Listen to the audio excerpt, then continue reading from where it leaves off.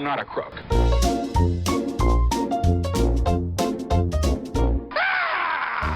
Welcome to Law Bite. The following is for entertainment purposes only. I'll never tell a lie. It is not legal advice, not even close. And now for the very finest in idiotic legal news and commentary. This is Law Bite.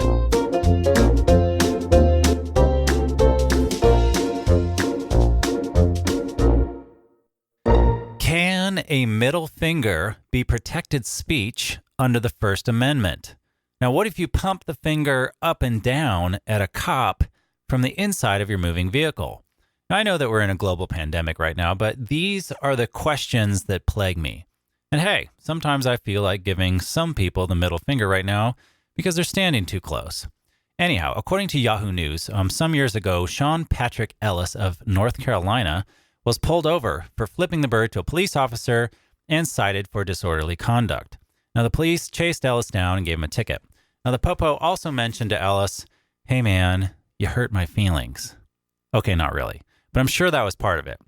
So the question is, can you give the finger to an agent of the government, i.e. a cop, and still have it be protected speech under the First Amendment? Okay, we'll just run through the analysis with me. First, is it speech? When you give somebody the one finger salute, are you really saying anything? Well, taken as example, my wife and I were talking over video chat the other day, and at one point during the conversation, she flipped me the bird. Now, I definitely got the message. So something was communicated there. So I think that the very least, the middle finger counts as speech. And you know what? The North Carolina Supreme Court agreed with me. They say you cannot get a disorderly conduct charge just for expressing yourself in this manner to law enforcement. But folks, remember, if you decide to try this at home, don't call me from jail because number one, I don't care. And number two, I blocked that number. All right. And for those of you who care, here's another one. USA Today put together a list of some of the most bizarre or stupid legal cases over the several years. Now, this one started in 2017, which means that it's probably still going. This one says a French businessman sued Uber for $48 million.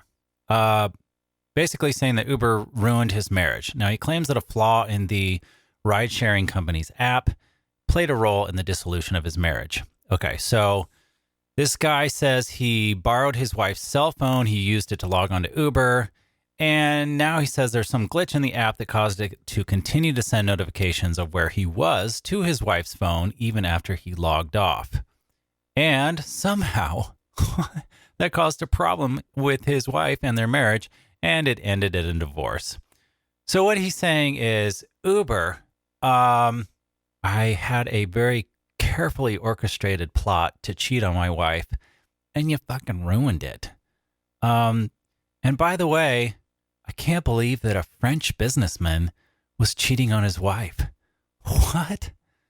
So anyways, if this guy was, in fact, used his wife's phone to log on to Uber to get a ride to go meet his mistress, I hope that they have a stupidity penalty in France.